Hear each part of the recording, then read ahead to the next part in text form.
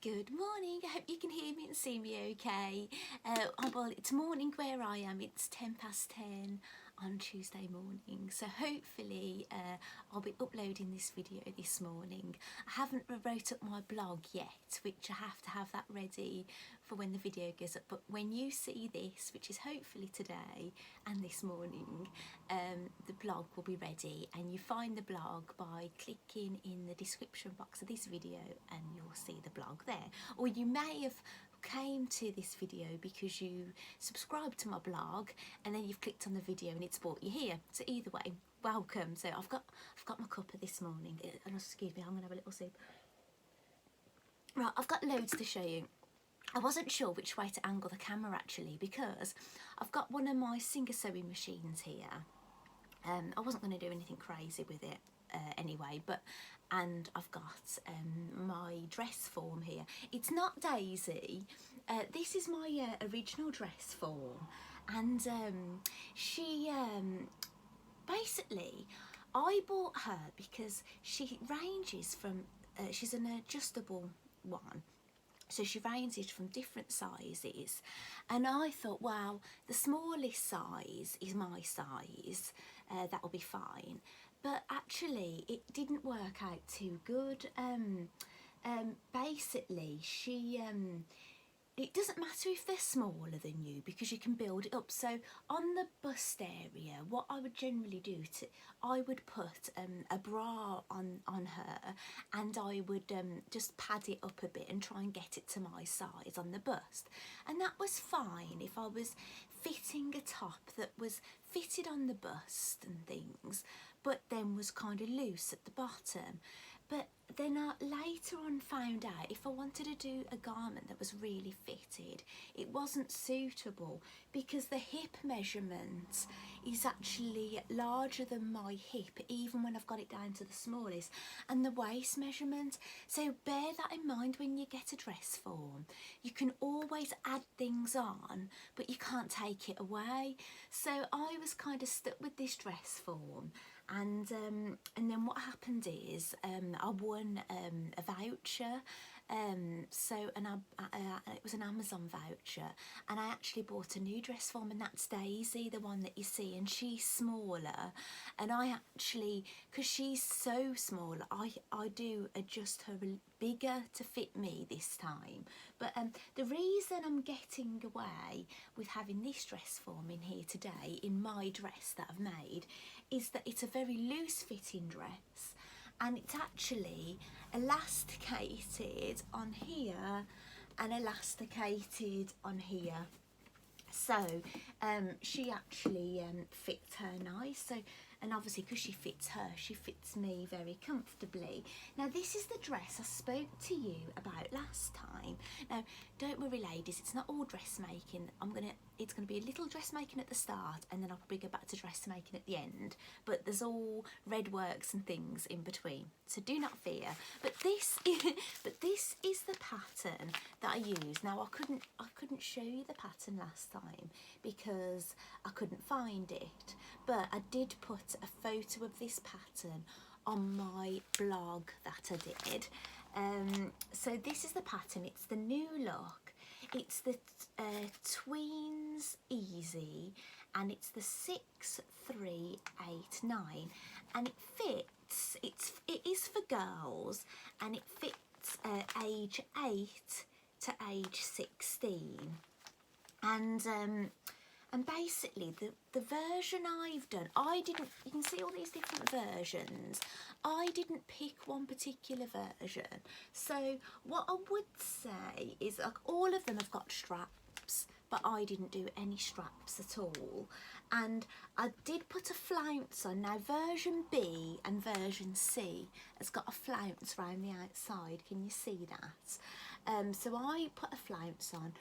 I did initially make the tie straps. I did make those, but where there were pinpointed to fit, they didn't look right on me, and I don't know if it's because it's for girls, but they kind of look like they should have been more here, but they kind of sat here, so I ended up cutting them off and I'm going to reapply them. But it turns out I liked it strapless and it looks a bit more womanly. And then the skirt version, I would say I did version A. Oh gosh, get that thing with the glare. The straight skirt, because you've got a dipped hem one and you've got a shorts and you've got a trouser version.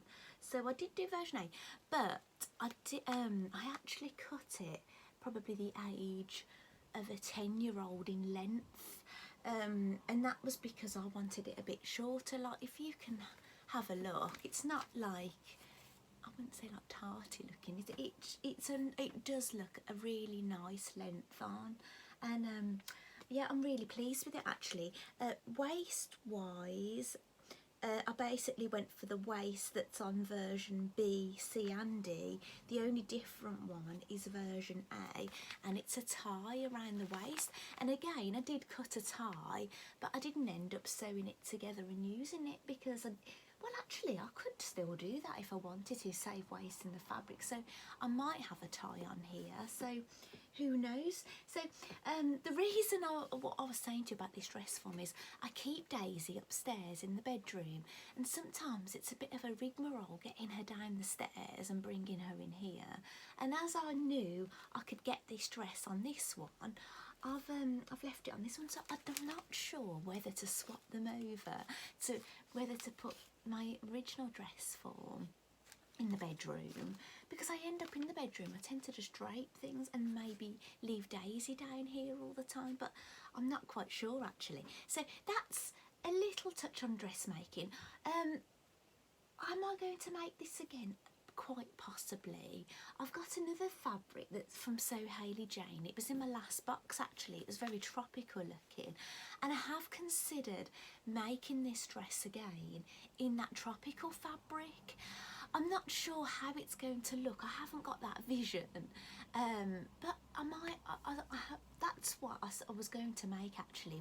If you saw that unboxing, when I opened that fabric, that when I said, oh, I know what I'm going to make, this is what I thought I was going to make, and I hadn't made one, but I ended up, when I made it, I decided to use this fabric out of my So Hayley Jane box, and I really like it. And so I think it would look totally different in that tropical looking fabric. So yeah, maybe I'll make another one, and I think next time I might make the channel for the elastic a little bit bigger, just so it's a little easier. But the only thing, it all depends on when I make this, if I've got the elastic, because I actually used Pico knicker elastic for this and cut all the Pico bits off, because elastic can be quite hard to get because of all the people making masks and things. So it will all depend on that really. So yes, so that's a dress that's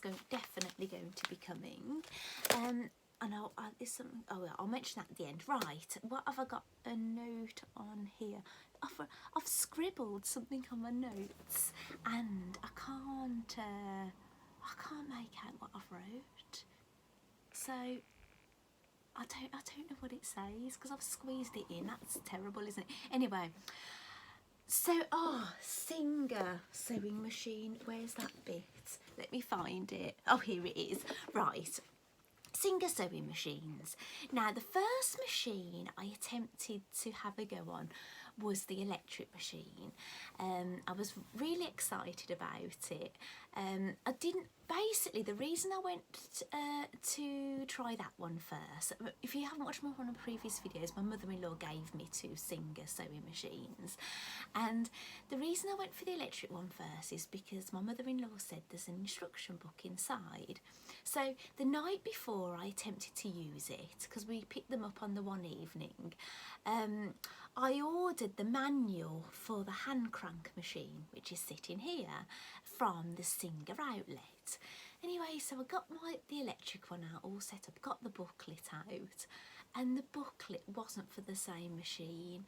And and basically I was a little bit confused because the one in the book, it was a front loading bobbin that you put the bobbin in, but like, you know, you've got a little you clamp it in kind of thing.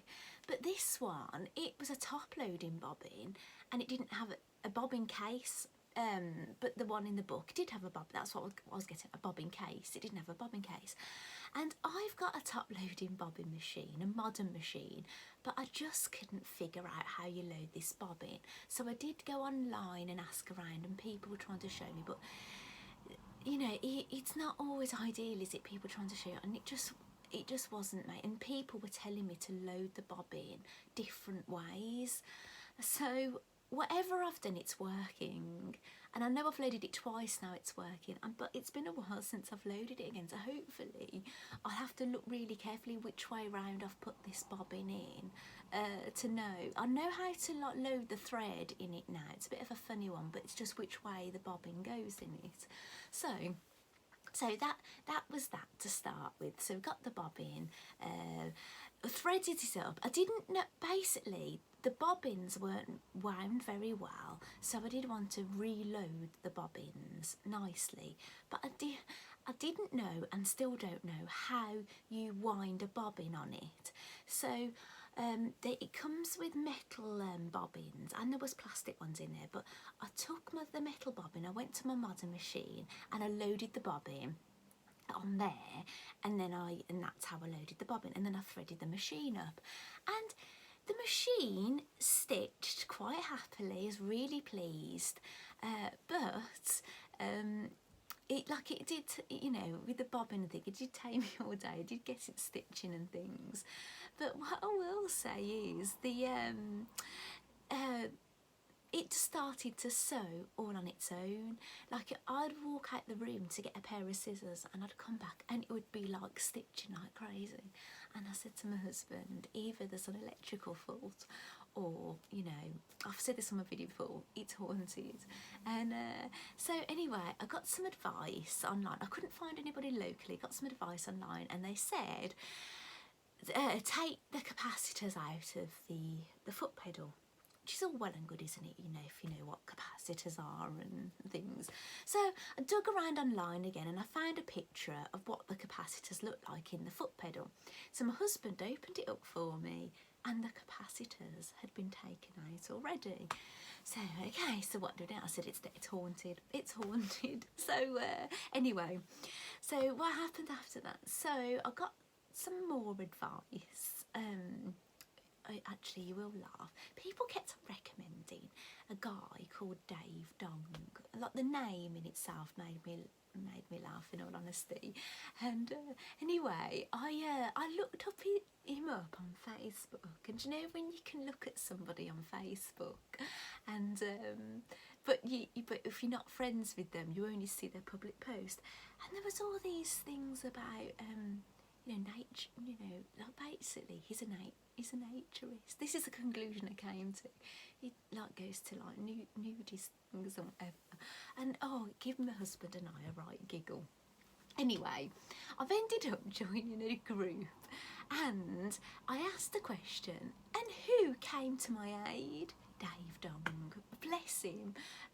He knows his stuff. I can see why everyone recommended him to me, and he actually showed me a video, and actually his YouTube channel's got a funny name as well, so about, you know, being nude or whatever, but he knows his stuff, you know, and you know, I'm not judging him because he likes going around in the nude, but you know, it's just, you know, I'm just a typical person, so it did give us a bit of a giggle, but he really knows his stuff. So he recommended that, well, what he said is that some machines have a capacitor underneath the motor. Now apparently the reason you needed capacitors is to do with it was to stop interference with black and white televisions. Now, who has a black and white television knocking around these days? Probably not many of us. I hoard a lot of things, but a black and white telly isn't one of them. So it turns out mine did have a capacitor under the motor. So my husband had to get the motor off, take all these bits off, and this is the culprit, this thing. So he's got this off. See all those wires and things, and that's what it looks like. And that was sitting. If you look at the motors of them, if you see that under there, and if you ever get a Singer and you're having a problem like that, it's sewing on its own, have a look under the motor and it might have one of those. That's why I'm showing you this, because you might be interested in a vintage or an antique Singer, and I don't, you know, I'd like you not to have the problem that I had. So that's that.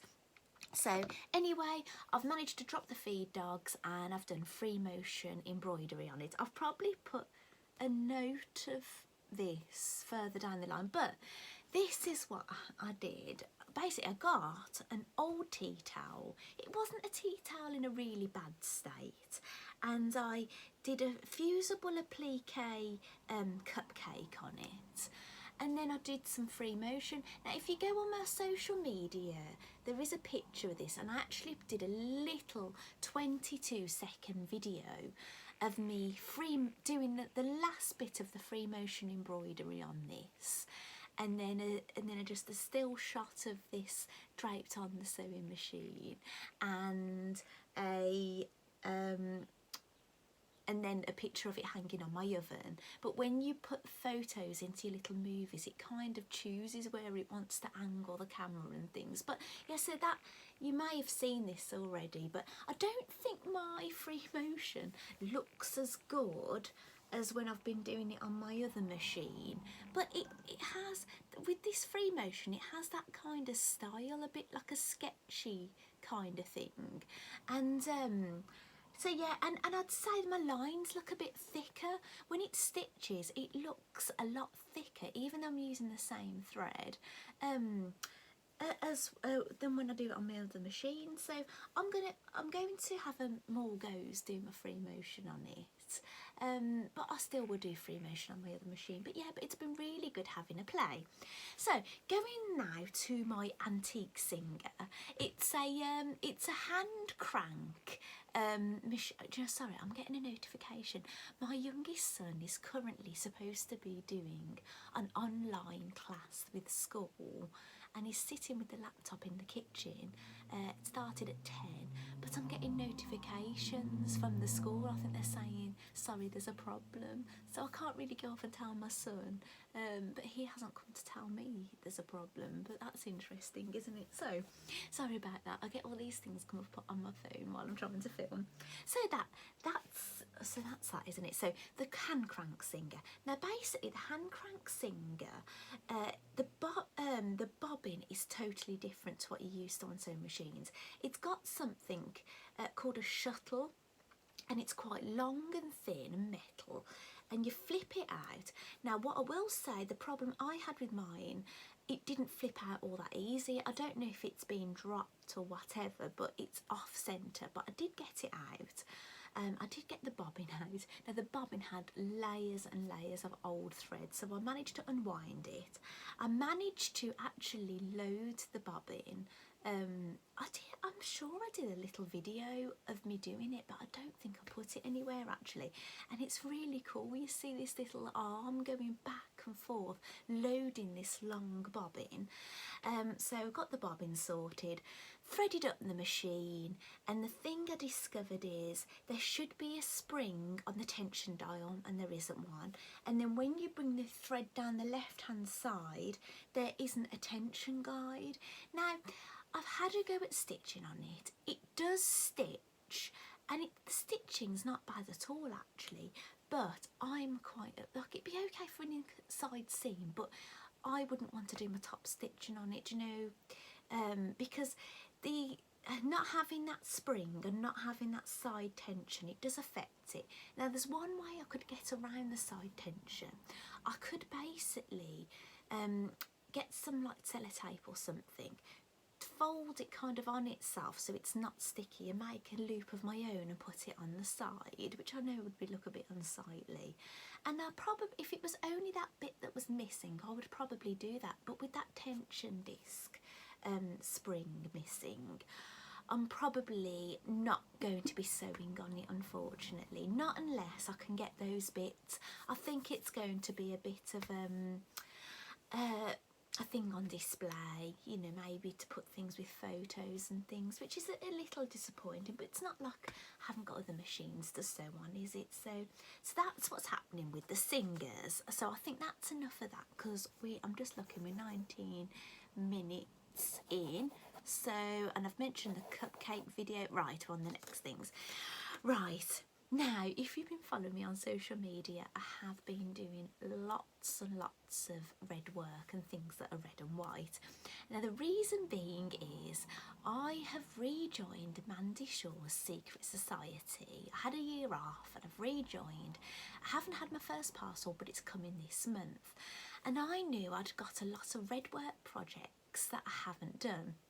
And I thought, I've just got to get them done, because I'd feel like I'm getting all this, I'd feel like, why have I joined this club and I'm getting more, and then I'm ignoring things I've already got, and I just couldn't justify it. So I thought, right, I'm going to get a few things done.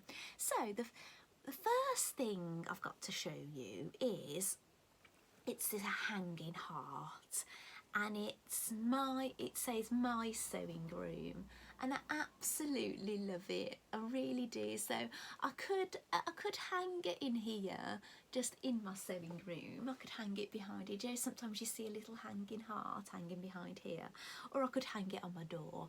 I suspect I'm probably going to have it in here, because I can look at it more, really. And like, I have done this slightly different to how Mandy does her, because it's by Dandelion Designs.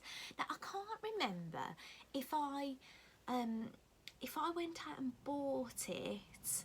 I think it was a kit, this one. I don't know if I got it in a calendar. I don't know if I got it in the Secret Society. I don't know if I just bought it, but I had it in my stash. And how I do mine differently to Mandy's. Mandy, basically, she just stitched all the way around to sew the heart together, and then she cuts a hole in the back of the fabric, and she stitches it up after, and she covers it with a lovely bow. So on Mandy's, you'll see there's a bow like hanging down at the back. But what I do on mine is I do a centre back seam, and that's where I do my turning gap. That's just because that's how I've always done it, you see. And Mandy she likes you to do a pie crust. So you see that it kind of like pinches in here. And what it is you do is when you've made your heart, before you stuff it, that's why you can't do that is why you can't do a turning edge with Mandy's, because she wants you to do this pie crust edge. Before you stuff it, you do this pie crust edge. So you should have basically, how Mandy said, already stitched all this, but then you go over it again. But what I do is, when I do my initial red work, I just do a running stitch on that line. So all the red work I do totally, but then I do a running stitch on that line. Can you see that line all the way around? A running stitch all the way along there. And then when I do the bit where you do the pie crust, when it's all sewn together and before you stuff it, I just work between the bits in between my running stitch. So on the back, I have like a running stitch going around all the way on the back, rather than a really solid back stitch line. And actually, a lady on Facebook, she said she machine sews hers down, because she finds hers looks neat that way. So I suppose we all have our own ways of doing things. So it's nice when a designer tells you how to do it their way, but you know, they don't mind if you've got another way and you do it your way. I think designers do like you to do a good job of their things, because they want it to look good, don't they? They don't want you to make their thing and make it look bad. And I do know from watching Mandy before, she has got a slight issue when people don't do this pie crust. She doesn't like it when people just stuff the whole heart. Like, that's the thing with Mandy. That's what I love about her. She just say it how it is. She doesn't like people doing that, and she tells people. But I don't know if I would do that. I don't know. But I do like to tell. I do sometimes say it how it is, but I do try and hold back sometimes. But so yeah, so that's that one. So where shall I put that? I'll just dangle that on there for now so I don't lose it. Right, then so I'll cross that one out. Lavender, right. Now when I was in the Secret Society before, I received an iron-on transfer and a pattern to make a lavender pouch. Now what I decided, it wasn't a kit, so you didn't get any materials, but what I decided to do is I used the iron-on transfer, but I didn't use the pattern. So the pattern, you were going to be doing little patchwork bits and putting rip-rack and things, but I wanted something quite simple. So I dug out some of my linen, and I think Mandy had done it on bright white linen. I wanted the rustic linen, a bit like this rustic looking kind of creamy linen on here. And I dug out some of that. Oh, I can smell that lavender actually. It's really, I'm not, oh, it's here, isn't it? I don't know what I'm doing. So that is what I've made. Now the reason that why it prompted me to make this one is because we have been getting moths getting in, and I'm totally paranoid because I've got fabric and I've got yarns and I've got things I've knitted and crocheted and things I've made, and I've got clothes. Obviously I don't want them getting eaten by moths, so I'm going to make more of these. Oh, actually, the lavender, Mandy gave us the lavender. But what I decided to do to make, because I'd had it quite a while, I'd had it over a year before I actually used it. When I was not very well earlier in the year, I bought these essential oils to put in a face steamer, and one of them is lavender, so I put extra lavender on it, and that's what you can do if you ever have lavender things that you've made and the smell has kind of died down a bit, you can add it to that. So yes, that's really lovely. Look, I must admit, I'm not like lavender isn't my favourite kind of smell in the world, but I quite like it, knowing that, you know, moths don't like it. So that's been hanging in my porch actually. There's a photo of that hanging in my porch between my two dog leads, and you'll see I've got a really cool dog lead hook, so check that. Actually, I will put that photograph on my blog, so when you finish this video, click on my blog underneath and I'll put all the pictures of the things I've shown you when I photograph them, and you'll see that there. But it was on the social media. So that's that, the lavender. So right, Mandy Shaw, Percy's history I've wrote. Right, what it is, I followed Mandy for years, and I discovered years ago that she had a pattern, and she did have a kit, and I think it was called the Trio of Percy's.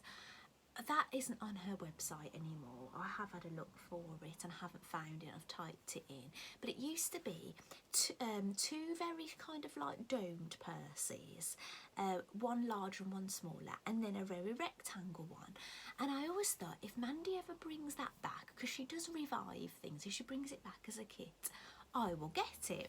Anyway, by the time Mandy bought the kit back, she was on the sewing quarter, and she bought it back differently. This time it had, I think she has done it, she did bring it back again, and I might have missed it, but the time I found it, it didn't have the rectangle purse, it was just the big and the small, and this one had red work. So I've made the large one, and it is gorgeous. I can't wait to show. Look, it is so nice, and look, it's got a little dangly thing on it, and yeah, it's got the red work, and it's all a sewing theme on it, and this is like the zip pull. Now you're supposed to have the red work both sides, and I nearly, when I stitched up the one red work, I said to my husband, oh, I'm really tempted not to bother doing the red work on the other side, and just do it plain. And he said, oh no, because you want to see it on both sides. He said, and then so I got stitching away, and I did the other side. I did both sides, and but then I think he was complaining a bit that I was sitting there doing a lot of red work. So he's like, can't you do this in the day? But I haven't really got the time to sit around all day stitching, so I try to stitch in the evening. So I haven't stitched for quite a few nights now. I thought I best not really. And but when he said that, I said, well, I was only going to stitch the one side, and you said no, do it both sides. So obviously it took me twice the time. So that's that. So I haven't made the small one yet. That's the inside. It's very plain, and you've got and you put bias binding along that join there, which that looks quite nice, doesn't it? So yeah, so that's lovely. The miniature one doesn't have any red work on it.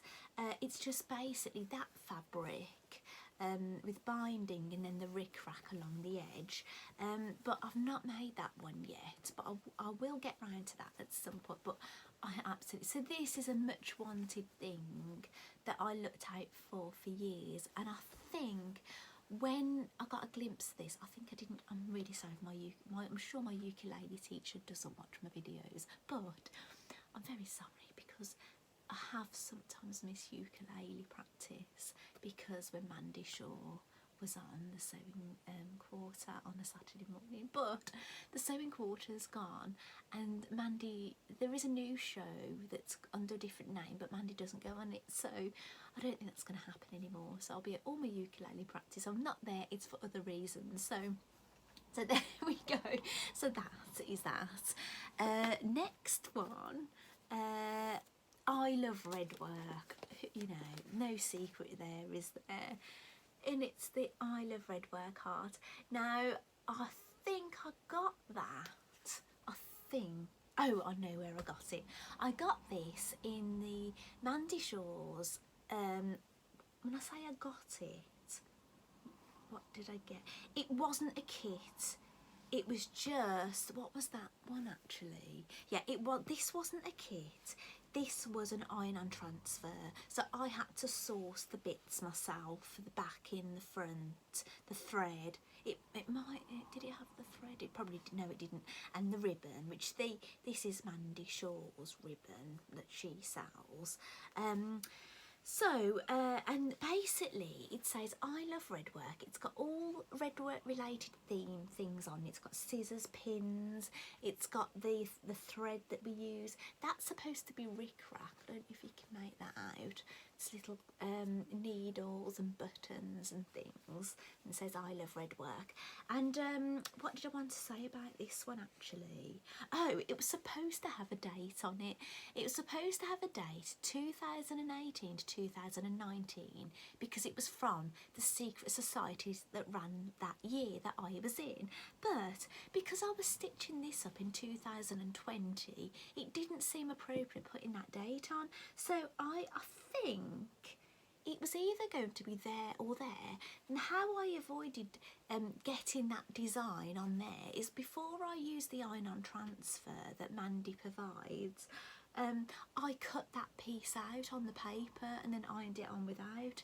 So that's my other hanging heart. So I think that might be the fourth one I've made now, because you've seen this one before, haven't you? The free design Mandy did that you can download, Keep Calm and Sew.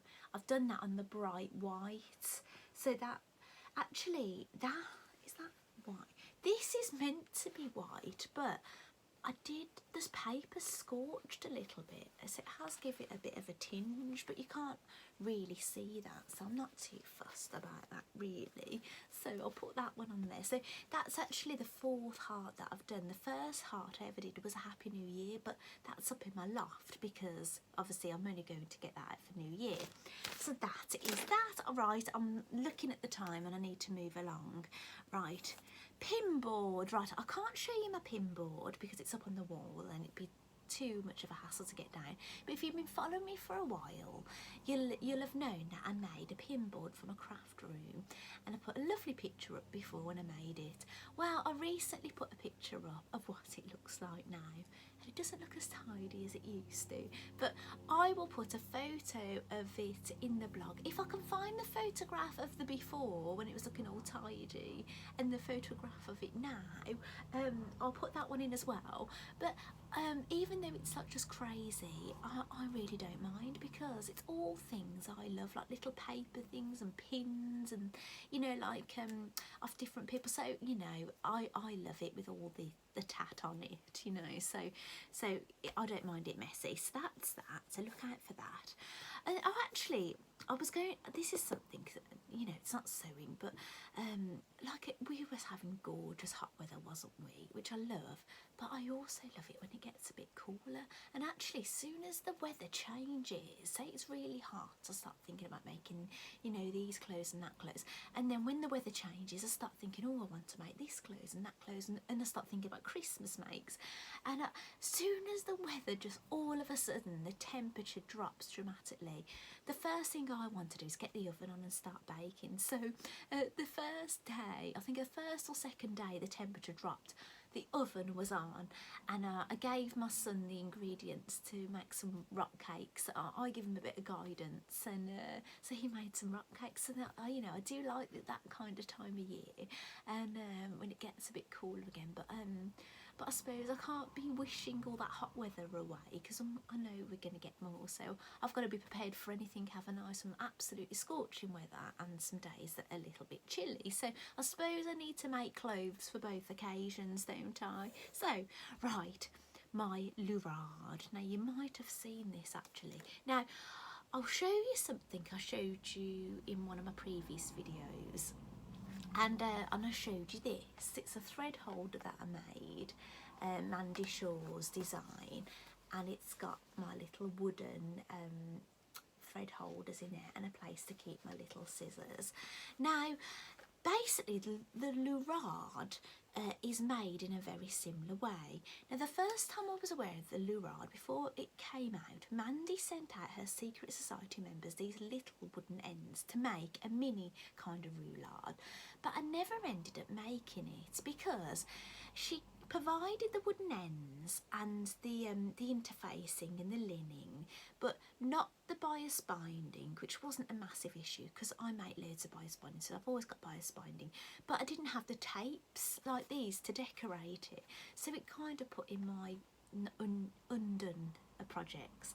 Then when I went to the Festival of Quilts last year, my little treat to myself was the Lurard pattern, and I bought a couple of extra tapes, so in the hope I could make the mini version. So I bought that and I still hadn't done it. So when this came out, and I really had a need for this because I wanted to keep these cotton embroidery threads nice and safe, because I'd got cracking on this, really, and knew how quick it was to make and really enjoyed it, I thought I'm going to make my Lurard. So I made my Lurard, and here it is. It's a round one, and actually I didn't break any hand needles sewing these wooden ends on like I did with here, because on the instructions for this, it doesn't, if you look, my stitching looks very straight on this one and my stitching looks wonky on this one. Even though I like the look of how I did it on there, Mandy actually tells you how she thinks you should sew it on, and even though I don't like the wonky look as much on there, it's a lot easier to sew, and I didn't break any needles. So even though I prefer that straight look on the end of there, I thought if I ever sew in these wooden ends on again, I'll do that diagonal kind of look. Now, the only thing I did wrong on it is this was supposed to have red work. Let me just open it up. Inside the lid here, it's got pockets, look, here and here, and it's meant to have a piece of red work, and it's the, can you see this? That it's supposed to have that inside here. And what it is, you're supposed to do that before you put it all together, but because with this one you put your front and back in fabric on and then you stitch all the tapes down, I did exactly the same with this, thinking it was the same thing, and I shouldn't have done. I should have basically done all the tapes separately and done the lining separately. However, I must admit, I kind of like that it's stitched all the way through. I think it holds it well, so I if I was to make this again, would I put that in? I don't know. I don't know actually, because I really like that quilted effect inside, and I think it, you know, keeps that lining in place. So that's that one, and I love it, and I haven't put anything in that yet, but I absolutely love it. And so then with what I had left over, I made the Diddy one, and here it is. Here's the little Diddy one, and it says on the side, which is the start, Secret Society of Red Work and Crafty Loveliness, and it's got the same picture on the side, but it's just got that writing around, and it's Diddy, and it hasn't got the metal clip like this one. You basically, I provided my own button. It's got handmade with love, and you make a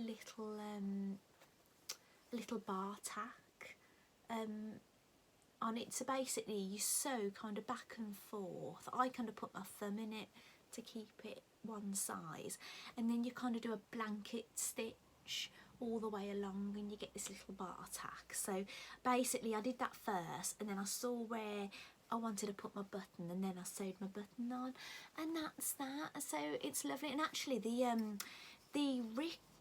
that binding I'd made myself for something, and it was in my stash. So all the other ones I've seen before have all had this deep red edging. So actually mine's the first I've seen that's got this kind of binding on it, and it's lovely because it's 100% cotton. It's so soft and gorgeous. I'm really, really delighted with that. And in all honesty, I haven't, because they're so new, I haven't decided what I'm going to keep in them.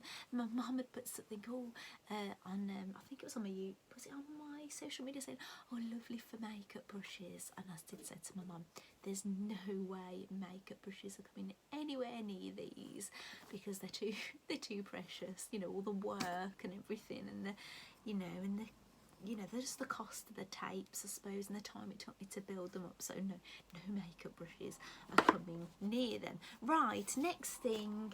Right, I didn't show you my rainbow that I put on the window. I don't think I did. I think I told you about it, but I didn't show you because it was hanging on my window. But I've made the decision to take it down, even though we're not out of the woods yet, are we, with Corona? But I've still got my NHS thing up in the window. I haven't taken that down yet, but I think I will, and my crochet rainbow, but I've taken this one down. And one of the reasons is I wanted to show you. So this is the one I made with my children, and it's hung up on here, and it's a paper craft one. So it just looks like that from the back, and that from the front, and they did like a straight rainbow coming off a smiley cloud with them. So yeah, that's been really cheerful seeing on my window. But actually the lovely thing is it's cheerful in here now, because I've got it hung in here. So I just pop that on there. So, oh gosh, I nearly fell off the stool there. That would be funny, wouldn't it, if I ended up down there. So that's that. Right, I bought a pattern for my son, and I know, there it is, right. I've bought this for my middle son, and it's the, I don't know how you pronounce it actually. It's K-W-I-K, so I'm not sure the pronunciation, and it's basically a work. What's the code? The K3389, and it's a men's, and it comes in small, medium, large, extra large, and extra large.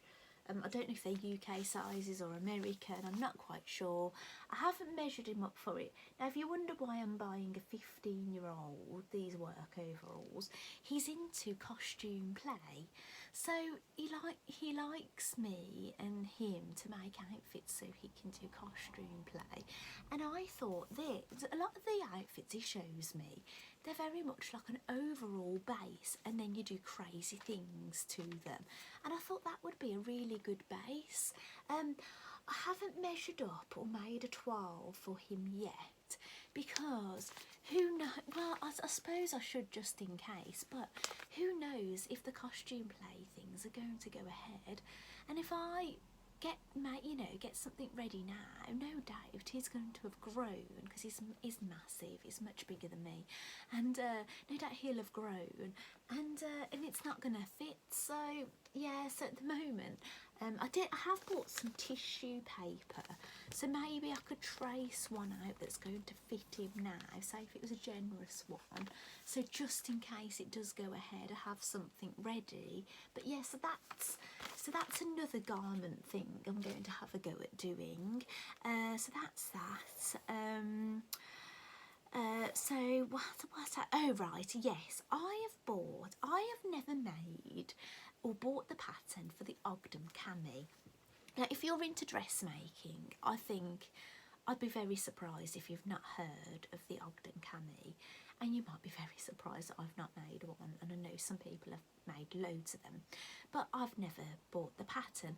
I don't know what it is. I think when I really love making woven garments, and the reason being is I wouldn't go out and buy a woven garment because it's never going to fit me. So the only way I'm going to wear a woven garment is if I'm going to make it myself.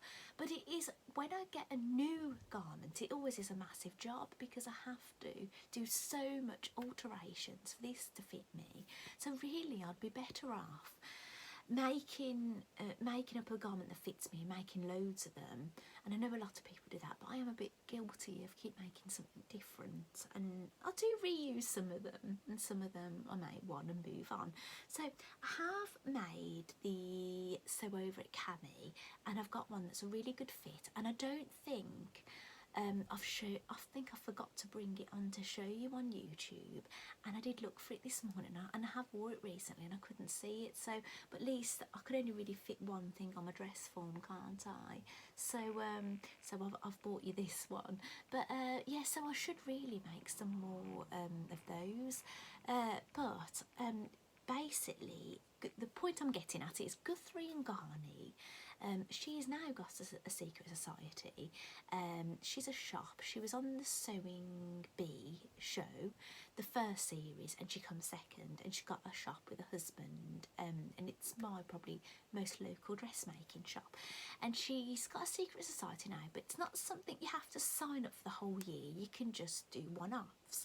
So I had a little look out when I found out about it, and the first one that came up was the Ogden cami by True Bias, and basically you get everything you need, and you get the needles and things in it to make this this top. So I've decided to go for it, but I no doubt I think I'm probably going to. This is probably why I haven't bought it. Is I think to get a great fit, I'm going to have to basically reconstruct it. So it will basically end up kind of looking like it, the strap shape and the shape of the neck and everything. But I'm no doubt I'll probably shorten it. I'll probably put a dart in it. So, but overall, if you look at me head on, it will probably look like everybody else's Sew It for cami, but I'll probably have a dart in it and things. But so that is on the agenda, so I'll let you know how I get on with that. That hasn't arrived, so I purchased it and it hasn't arrived. I'm just thinking, what else have we been up to? Basically, I've got a moat, right? Well, I've got a moat. Now, this craft room I'm going to be moving out of. Oh, it's a temporary thing. I will be moving back in, and it's not going to be for a while yet. Basically, I'm going to be moving into the garage conversion temporarily, and the wall in here is coming out, and I'll be losing the bay window, but I'll be gaining basically a straight piece of wall, and then it'll have a new roof on it, and it'll be symmetrical with what's on the other side of the porch. That's going to affect the ceiling, so the ceiling's going to need redoing, and also the breast wall is coming out in here as well, because we don't have the breast wall up in the bedroom anymore. The fire's in use and we don't need it down here, and basically the bay window in here and the fireplace makes this room very awkward for me, so it's going to be much better. It's going to be a really big job moving everything out of here, and hopefully I can basically work in a way that I can still work. I plan to leave this table that is in front of me. I'm not taking that in there with me. I'm leaving that in here. This is basically, see these things, these are like these IKEA Kallax things. This table is basically 2 Kallaxes attached together with a tabletop and wheels on it. So it will move, it's got a lot of weight on it, but it will move. So if my husband needs to work in here, he will be able to move it. So so I don't know what it's going to be like, so moving out here. I don't know how I will, I don't know if I'll actually be able to work. I hope I can work. I don't know if I'll be able to bring videos, but that's not yet anyway. But even if I'm in a tricky situation, things will get back to normal eventually, and there's no way I'm not going to be sewing. I just cannot do it. But what it is, my access to things might be tricky. I might not know where things are, so it will be a hindrance. It will be, but we'll see what happens. But that's not happening just yet, because some of the things that for me to move out have got to be stored somewhere else, and my husband is building a bit of a man shed down the end of the garden. Eventually it will be like a bit of a boys' playroom, but while we're doing a few things in the house, it will be a good storage area to dump a few things. So that's where we're at with it. So he's dug the footings out at the front, and with all the rain we've had, I've got a moat. So I feel like I'm in a castle actually. So we've got a moat going around, so it just, yes, it looks a bit horrendous at the minute actually, but the blind, I've shut my blinds so I don't have to look at it. But I have took photos, and I've been putting like a little album together, so when eventually things all get done, I'll be able to do before and after photos, and that'll be nice. But yeah, we're still obviously in lockdown. I've got everybody at home. My son's now having lessons through school online. I bought them a new game, Battleship, so we've been playing Battleships. That's been nice. But yeah, it's been lovely having everybody around actually. Obviously doing the voiceover was a bit of an issue, but I don't know if you've seen it, but yesterday I posted on YouTube my introduction to patchwork. It's patchwork and applique. I didn't title it applique, it's like fusible applique, but I am doing fusible applique, and it said that is finally on there. Excuse my hair. I did an intro. I didn't do that. Basically, the video, all the little clips of the video I did a while ago, the start of May. Then I did an intro. Even that's a while ago now. And but the voiceover, I only did the voiceover explaining what I did yesterday and uploaded it. But excuse my hair. I look back and I thought, I think what the reason I looked in such a state, I was thinking, gosh, I need to get this video up. So I did this intro, and then I really couldn't get the voiceover done because of all the racket. But my husband has nipped out a couple of times recently, and he's out this morning, so I got it done. So please check that video out if you're interested in how I work. It's not that long, not long like these videos. So that's that. I'm just thinking plans. So definitely dressmaking. I've got the Ogden cami that's going to be on its way. Yeah, I think so there's going to be, I think I'm done now with the catching up with some of the Mandy's things. I'm not saying I've got no more Mandy things to do, because I have, but I think I'm done for a bit now. There is a little mouse, nothing to do with Mandy, I'm going to make, and it is a sewing related thing I'm going to make. So there's going to be a few little bits and bobs I'm going to make, but yeah, so I think I'm going to be going a bit back to dressmaking. So I'm going to have to either cut out in the hallway, which I often do, or make a load of room on this table and spread out along here. So so I hope that some of that was of some interest to you, and I'll be back when I've got something more. So as you know, I'm always posting things on social media. You probably get to see everything I show you on these videos before. Most of the time I share them on there. There's occasion that sometimes I show them on here and then the picture comes, but generally it's the other way around. So yeah, so my social medias, at Claire Who Makes Things with underscores between the words, Periwinkle Cottage Crafts on Facebook.